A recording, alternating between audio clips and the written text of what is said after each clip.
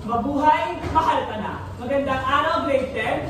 Magandang araw din po. Ayan, upang lubos na maging maganda ang inyong araw, kayo ay tumingin sa inyong katabi ng may ngiti at batiin sila ng magandang tanghali. Magandang tanghali. Ayan, maraming salamat. Ngayong araw ay bago tayo magsimula sa aming magiging talakayan, ay meron ako sa inyo ipapanood na isang video. Na kung saan ang video ito ay nagdalaman ng bawat liriko ng musika at ihanda ang inyong sarili at damhin ang mensahe na pinapahiwatig ng liriko ng musika. At kung alam ninyo ang musika ay maaari ninyo itong sabayan.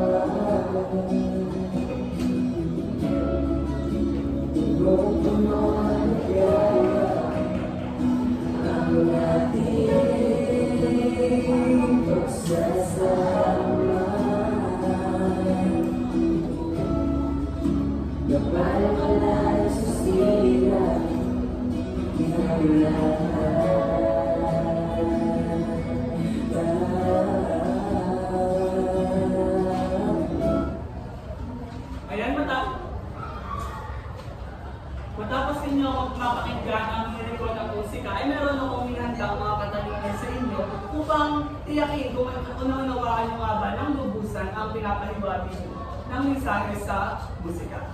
Ang unang katanungan,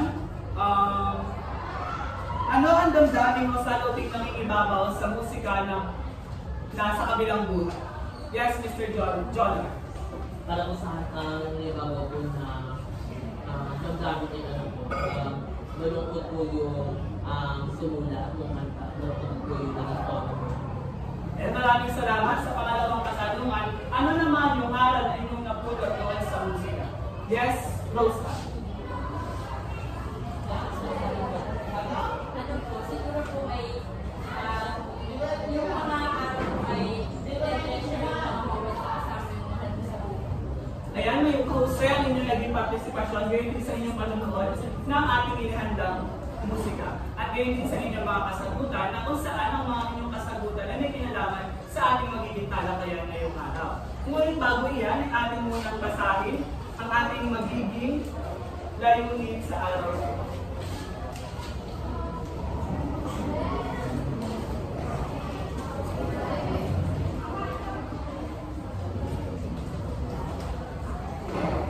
Maaaring pakibasa ng lahat. Dahil sa pagkatapos na aralin, ang mga mag-aaral ay nasusuri ang mga pangyayari na ganap sa mga tauhan na may pagkakatulad sa tunay na buhay. Naipapaliwanag ang bahagi ng akda na napapakita ng damdamin na bayani sa mga tauhan base sa napanood na akda. Nakapagtatanghal ng maikling tula na nagpapakita ng pagmamahal at paghihintay sa minamahal sa pamamagitan ng gawaing sinimo. Ayan, maraming salamat niya. Layunin na yan ay dapat natin kamit sa pagtatapos ng ating talakayan ngayong araw. At ngunit bago yan, ay minahanda akong isang gawain na pinamagika pamay-salita. Na kung saan, meron ako dito isang larawan ng pamaypay na sa bawat sangay ng pamaypay ay meron akong tinatawag salita na inyong bibigyan pagpapakahulugan. Magbibigay ako ng kahulugan doon sa salitang iyon at kayo naman ang magbibigay ng pangungusap hinggil doon sa inyong pangungusap na nabasa. May nanunawaan? Yes. Ayan, Jessica, pumili ka ng number. Number 3. Number 3. Yan, ang inyong napili ay bumalagbag. Kung sinabi natin bumalagbag, ito ay malakas sa tunog na parang pagbagsak o pagsabog. Maaari ka bang magbigay ng pangungusap hinggil sa salitang yan? Bumalagbag ang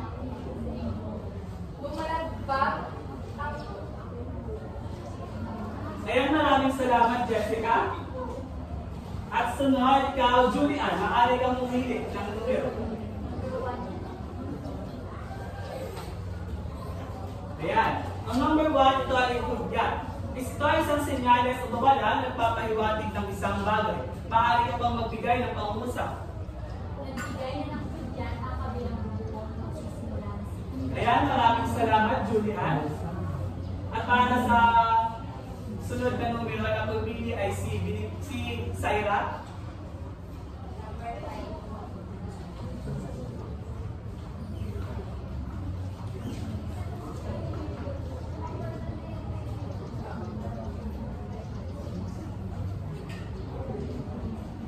Yan, ito ay sulat. Ito ay isang malaking kumpol ng mga tao o halaman o bagay. Maaari ka bang magbigay ng isang pangungusap tungkol sa salitang sulat? Binibinig sa Syra. Maraming sulat ang makikita na nagtitikon-tikon sa gitna ng kalsada. Yan, maraming salamat. At iyang mga salita lamang iyan ay ating makakasalubong sa pagsubaybay natin sa kabanatang ating mapapanood ngayong umaga ito. Ngunit bago iyan, ay mayroon akong isang katanungan para sa inyo. Handa ka bang maghintay sa ngalan ng pag-ibig? Ikaw, Tanya. Handa akong maghintay sa ngalan ng Ayan, maraming salamat, Pilipining Tanya. At narito ang ating mga gabay na tanong na maaari natin maging pundasyon sa pagtatalakay natin ngayong tanghali ito. Maaaring pakibasa ng lahat. Ano ang damdamin na bayani sa iyong panunod? Hanggang ngayon ba ay nakakasaksi ka pa rin ng katulad ng sitwasyon sa akdang iyong pinanood? Minsan na rin ba kayo magwala ng taong minamahal? Ano ang dapat mong gawin o ibigay sa taong iyong minamahal? Paano mo matutukoy kung ang iyong pagsasakripisyo ay nagmula sa tunay na pagmamahal o sa takot ng wala ng isang araw? Ayan ang mga gabay na tanong ngayon ang ating babalikan pagkatapos natin mapanood ang akda. Ipapanood ko sa inyo mamaya. At ang ating tatalakayin ngayong araw ay ang patungkol sa Kabanata 23, ang bangkay o pagkamatay ni Maria Clara.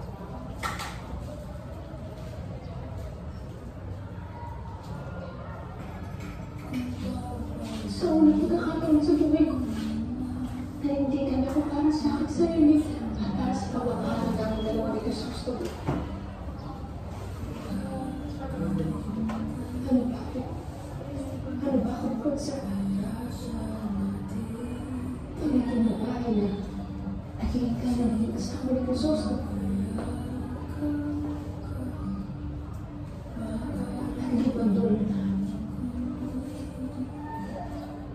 mga ba sabi ko?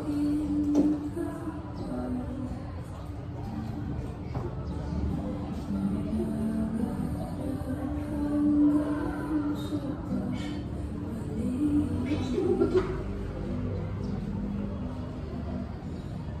Ngayon, hindi mo na nakikita mo yung lahat.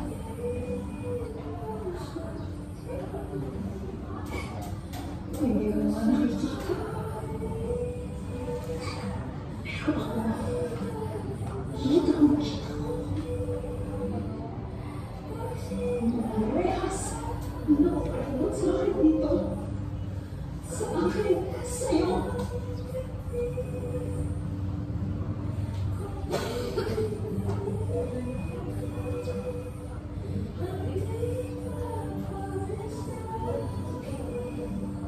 Ano ba nangyari sa iyo, anak? Ilang linggo lang tayo hindi nakita. Naging matigas na yata ang ulo mo.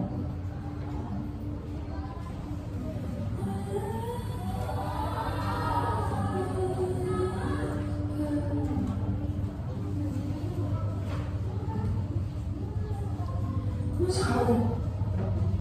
Ayan, matapos ninyo mapanood nga yung ating kabanata na tatalakayin ngayong araw, ay balikan natin yung mga gabay na tanong na dapat natin masagot. Una, ano ang damdamin ni Mayani sa iyong panunood? Nasasagutin ni Charisse. Ito pa po yung sinabi na mayari sa aking habang. Ayan, maraming salamat. At para sa pangalawang katanungan, hanggang ngayong ay nakakasaksi ka pa rin ng katulad na sitwasyon na ang dati niyong pinapanood? Ikaw, Jonah. Siguro, sa ngayon ay, oo, nakasasi pa din ako, ngunit parang ibang ano na, kapag ibang version na ano na, katulad na nasa akin. Ayan, maraming salamat, Jonar. At para sa pangatlong katanungan, minsan na rin ba kayong nawala ng taong minamahal? Ikaw, Marinel. Yes. Ayan, maraming salamat. At para sa pang-apat na katanungan, ano ang kaya mong gawin o ibigay sa taong iyong minamahal? Yes, Sean. Para sa akin po ay kaya. Dahil po, ano ba ako mas pagmamahal ay hindi mo pinakailangan na hindi ko lang ang isang taas o sa kung dapat ay mahalin mo kayo. At para sa ating panghuling katanungan, paano mo matutukoy kung ang iyong pagsisakripisyo ay nagmumula sa tunay na pagmamahal o sa takot na mawala ang isang tao? Gwen. Paano mo magbukas ko? Kapag siguro ginagawa sa inyo ako sa italas na ginawa mo. Ayan, maraming salamat. Ako ay natutuwa sapagkat inyong naunawaan ang ating kabanatang tatalakayin ngayong araw. Ngunit alam ko na ang bawat isa sa inyo ay may kanya-kanyang talento na nakakayahan. Kaya naman, magkakaroon tayo ng isang gawain na pinamagatang Sine Moto, na kung saan kayo ay pinangkat ko na sa tatlo at maaari kong basahin ang kung saan pangkat kayo nabibilang. Ayan. At maaari na kayong pumunta sa inyong pangkat ng tahimik lamang. Ayan. Ngayon naman, ibasahin natin ang magiging panuto ng ating gawain. Maaaring pakibasa ng lahat. Para sa ating susunod na gawain, tatawagin itong Sine Moto, kung saan ang bawat grupo ay magtatanghal ng isang malikhaing pagsasadula tungkol sa pagpakita ng pagmamahal at paghihintay sa kanilang minamahal. Nakikitaan ng iba't ibang damdamin ng bawat tauhan. Ang bawat pangkat ay magtatanghal lamang sa loob ng 3 minuto. Narito ang pamantayan. Tandaan, bibigyan ko lamang kayo ng 5 minuto para sa Ganito ang inyong magiging pamantayan sa pagbuo ng isang maikling pagsasadula tungkol sa damdaming mamayani sa akdang ng Kabanata 20. At maaari na kayong magsimula. Ayan, ito na nagtatapos ang oras ay binigay ko sa inyo. At ngayon naman ay ating tunghayan ang presentasyon ng pangkat 1. Ayan, maraming salamat pangkat 1. Ngayon ay bigyan natin sila ng 3 bagsak. Sunod, makitingnan naman natin ang presentasyon na ginawa ng pangkat 2. Ayan, maraming salamat pangkat 2. Bigyan natin sila ng 3 bagsak. At para sa panghuling pangkat, tingnan natin ang kanilang presentasyong ginawa. Maaari na kayong magtanghal. Ayan, maraming salamat pangkat 3. Bigyan natin sila ng 3 bagsak.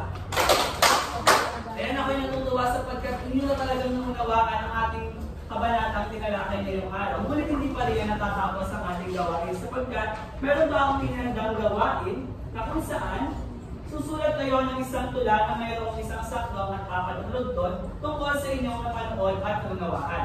Narito ang katanungan na susundan sa pagbuo ng pamantayan. Kumuha ng 1/2 na papel at mayroon lamang kayong 3 minuto. Ito ang inyong magiging basehan sa paggawa ninyo ng inyong tula. Kung ikaw si Maria Clara, gagawin mo rin ba ang pagsasakripisyo sa kanyang ginawa para lang sa inyong minamahal? Kaya ang inyong 3 minuto ay magsisimula na.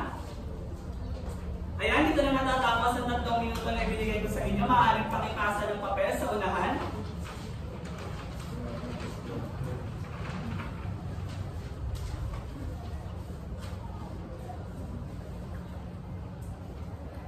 Sa bahaging ito, meron ako dito inihanda na sitserya ni Maria. Na kung saan itong sitseryang ito ay naglalaman ng mga katanungan na inyong sasagutin. At ang mga sasagot sa katanungan ito ay base sa kanilang kasuotan ngayong umaga at ang halin ito. Naunawaan? At ang mga sasagot nito ay mga nakakulay pula na suot.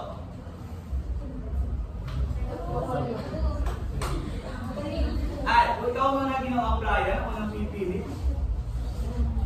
At maaari mo nang buksan ang iyong set niya.